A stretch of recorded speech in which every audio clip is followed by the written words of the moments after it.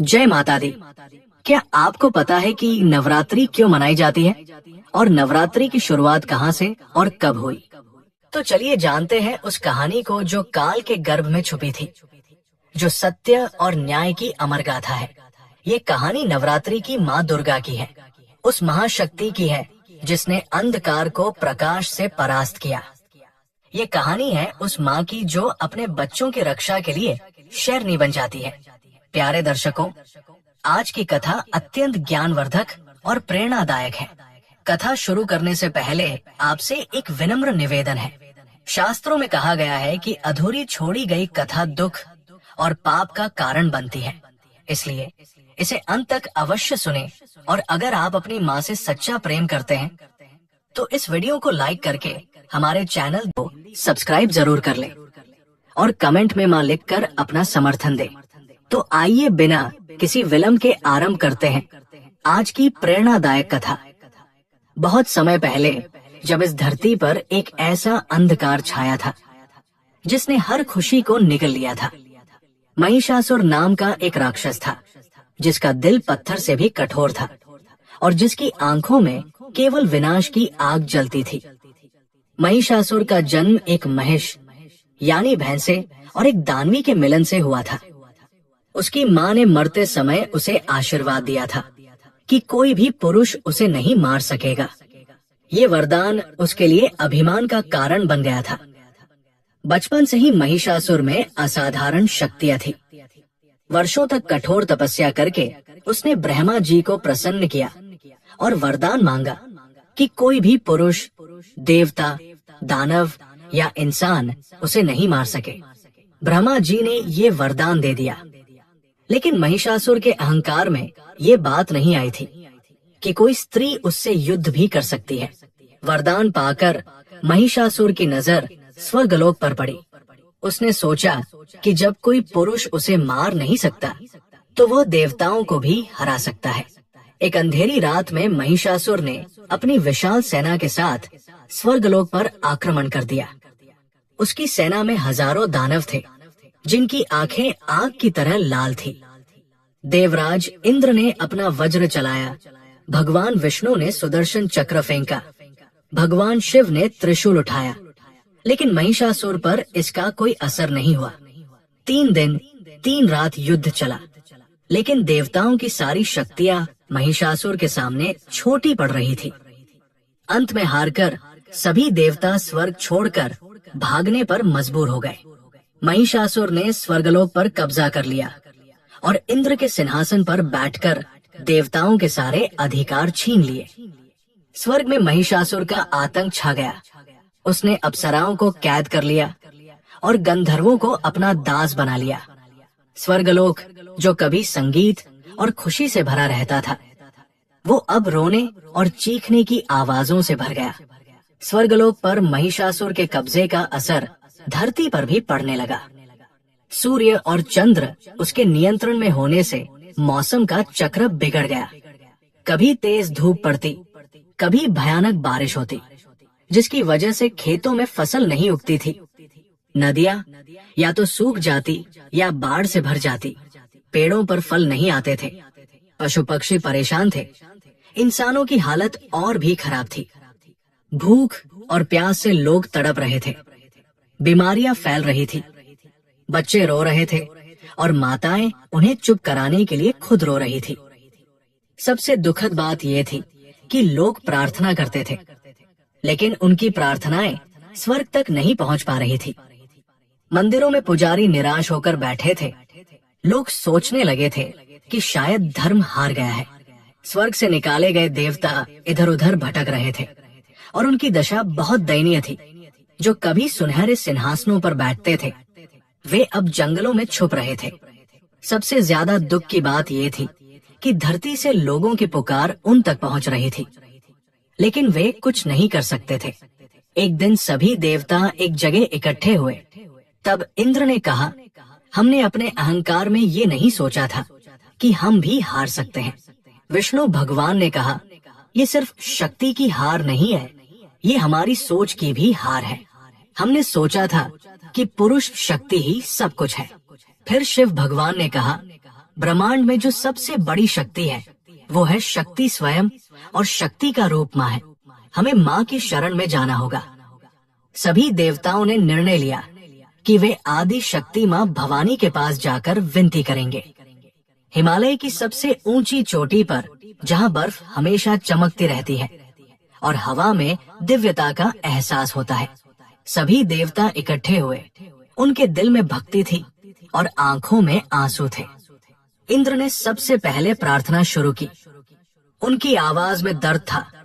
हे माँ, हे आदि शक्ति, हे जगत जनी, हमारी रक्षा करो। हमारे अहंकार ने हमें अंधा बना दिया था। अब हमें एहसास हुआ है कि तुम्हारे बिना हम कुछ भी नहीं है। विष्णु भगवान ने हाथ जोड़कर कहा, हे माँ, तुम ही हो जो सृष्टि की रचना करती हो, उसका पालन करती हो और जरूरत पड़ने पर सहार भी करती हो। महिषासुर ने तुम्हारी इस सृष्टि को दुख दिया है, कृपया आकर उसका वध करो। शिव भगवान ने अपना त्रिशूल नीचे रखकर कहा, हे अर्धांगिनी, तुम मेरी शक्ति हो। तुम्हारे बिना मैं शव के समान हूँ। मेरी सारी शक्ति तुमसे ही आती है। अब तुम ही हमें बचा सकती हो। ब्रह्मा जी ने कहा, हे माँ, मैंने महिषासुर को वरदान दिया था कि कोई पुरुष उसे नहीं मार सकेगा, लेकिन तुम स्त्री शक्ति हो, तुम उसे मार सकती हो। कृपया प्रकट होकर धर्म की रक्षा करो। अन्य सभी देवताओं ने भी अपनी अपनी प्रार्थनाएं की। उनकी आवाजों में इतना दर्द था कि पत्थर भी पिघल जाते। उनकी भक्ति इतनी सच्ची थी कि आकाश में तारे भी रो रहे थे।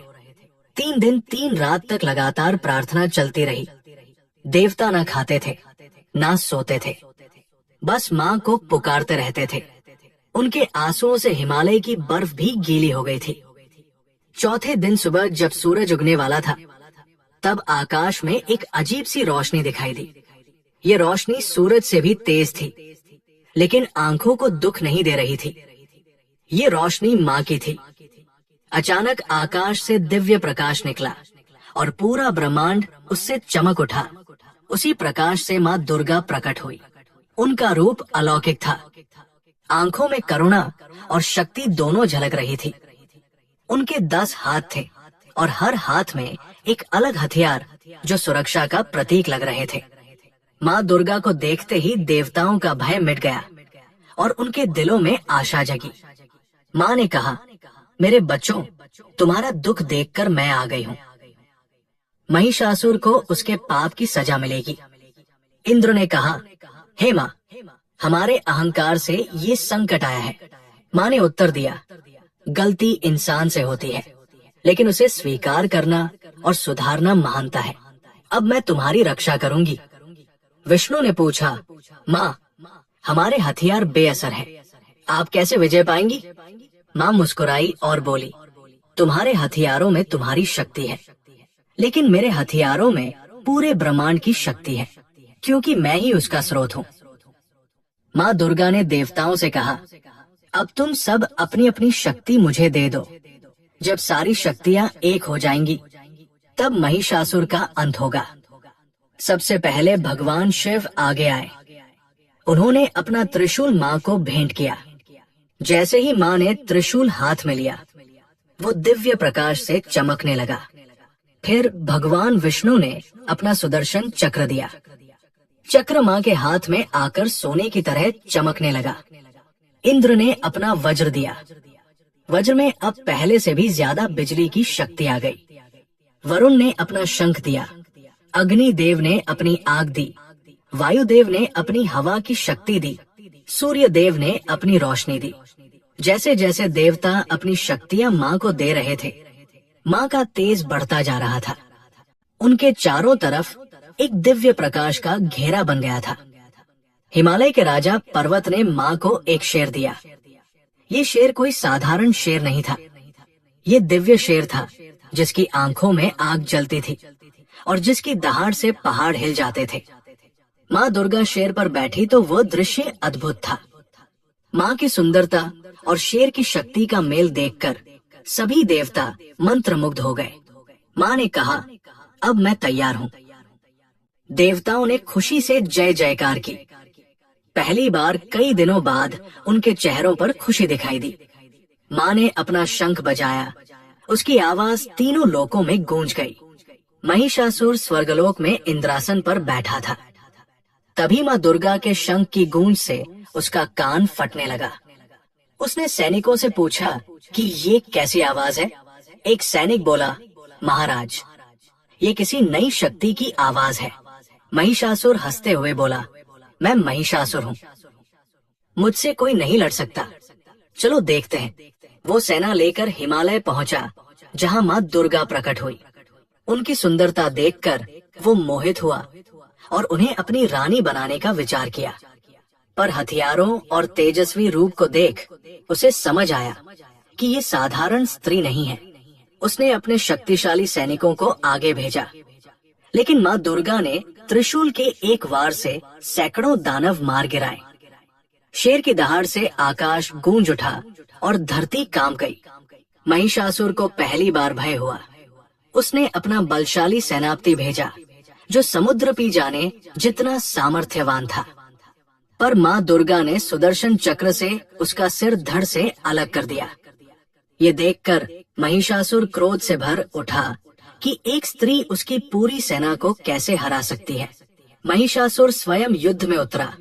उसका रूप अत्यंत डरावना था। आंखें अग्नि की तरह जल रही थी और सींग चांद की तरह चमक रहे थे। उसने पूरी शक्ति से माँ दुर्गा पर आक्रमण किया, जिससे धरती कांपने लगी और पहाड़ टूटने लगे। लेकिन माँ दुर्गा निर्भय थी। उन्होंने त्रिशूल और अन्य अस्त्रों से हर वार का जवाब दिया। युद्ध इतना भयंकर था कि आकाश में अग्निवृष्टि होने लगी और समुद्र में तूफान उठने लगे। महिषासुर कभी भैंसा, कभी शेर, कभी हाथी बनता, लेकिन माँ दुर्गा हर रूप में उसे परास्त करती रही। उनका शेर भी महिषासुर के रूपों से लड़ा। 9 दिन तक ये भीषण युद्ध चलता रहा। 8वें दिन महिषासुर ने अपनी सबसे बड़ी शक्ति और समस्त बुराई प्रकट की, जिससे देवता भी भयभीत हो गए। तब माँ दुर्गा मुस्कुराकर बोली कि अब मैं अच्छाई की शक्ति दिखाऊंगी। 9वें दिन सुबह अंतिम युद्ध शुरू हुआ। महिषासुर ने पूरी शक्ति झोंक दी। उसकी आंखों से आग और मुंह से जहर निकल रहा था। माँ दुर्गा के 10 हाथों में अस्त्र चमक रहे थे और उनका तेज सूरज से भी अधिक हो गया था। महिषासुर ने सिंगों और पैरों से प्रहार किया, जिससे धरती और पहाड़ कांपने लगे। पर माँ ने त्रिशूल और अपने शेर से उसे रोक लिया। दोनों के बीच भीषण युद्ध हुआ, लेकिन माँ दुर्गा की शक्ति लगातार बढ़ती रही, क्योंकि सृष्टि का आशीर्वाद उनके साथ था। आखिरकार महिषासुर ने अपना असली रूप दिखाया, जो आधा इंसान और आधा भैंसे का था। उसने अंतिम आक्रमण किया, पर माँ दुर्गा ने उसका सीना दबाकर त्रिशूल उसकी गर्दन पर तान दिया। महिषासुर बोला कि वो उन्हें अपनी रानी बनाना चाहता है और तीनों लोकों पर साथ राज करेगा। माँ दुर्गा ने उत्तर दिया कि उसने निर्दोषों पर अत्याचार किया है और उसकी सजा मौत है।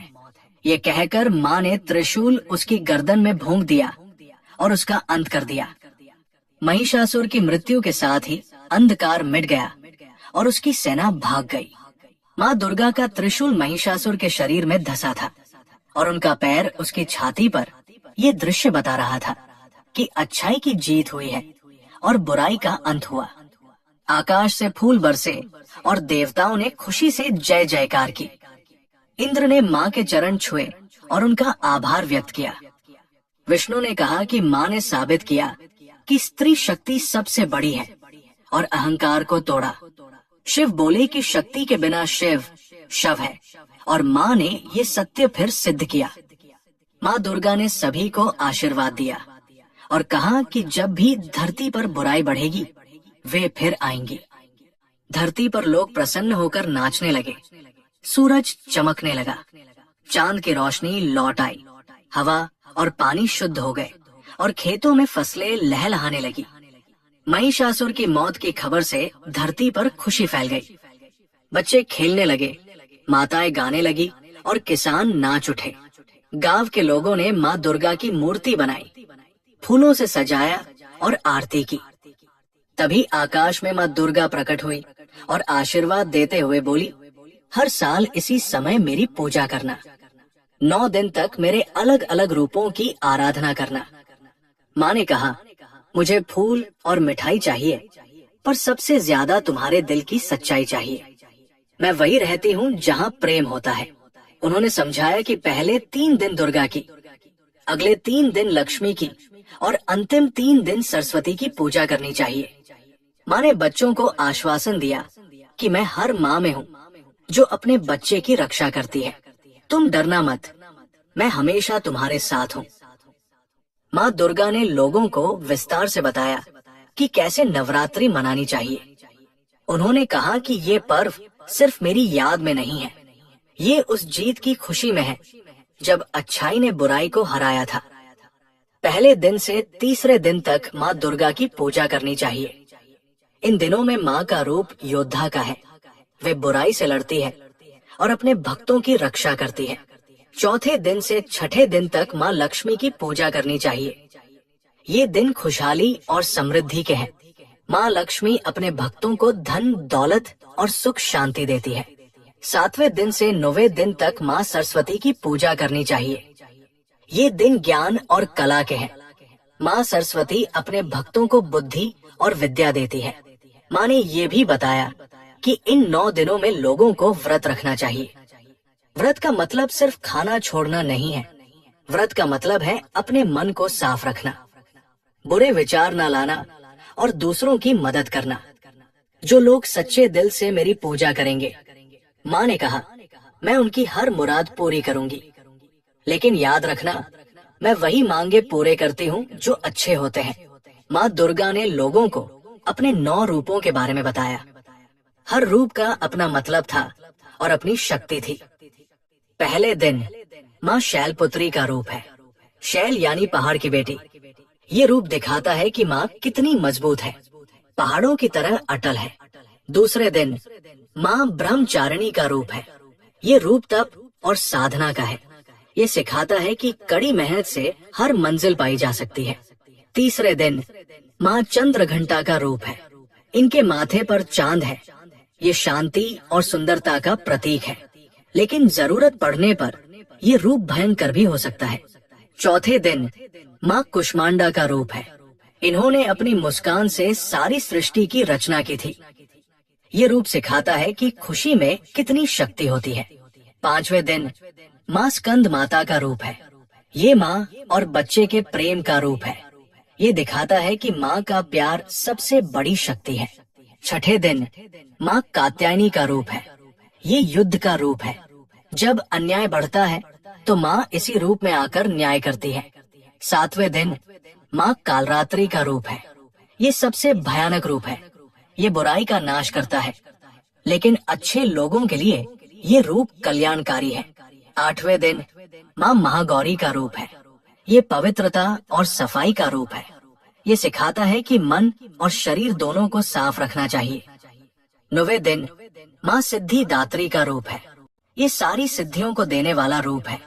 जो भक्त सच्चे दिल से पूजा करते हैं, उन्हें ये रूप सब कुछ दे देता है। माँ ने कहा, मेरे ये 9 रूप अलग अलग लग सकते हैं, लेकिन ये सब एक ही है।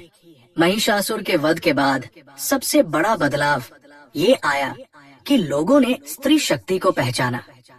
जब एक स्त्री रूपी माँ ने उस दानव को हराया जिसे कोई पुरुष देवता नहीं हरा सका था, तो सभी को एहसास हुआ कि स्त्री कितनी शक्तिशाली होती है।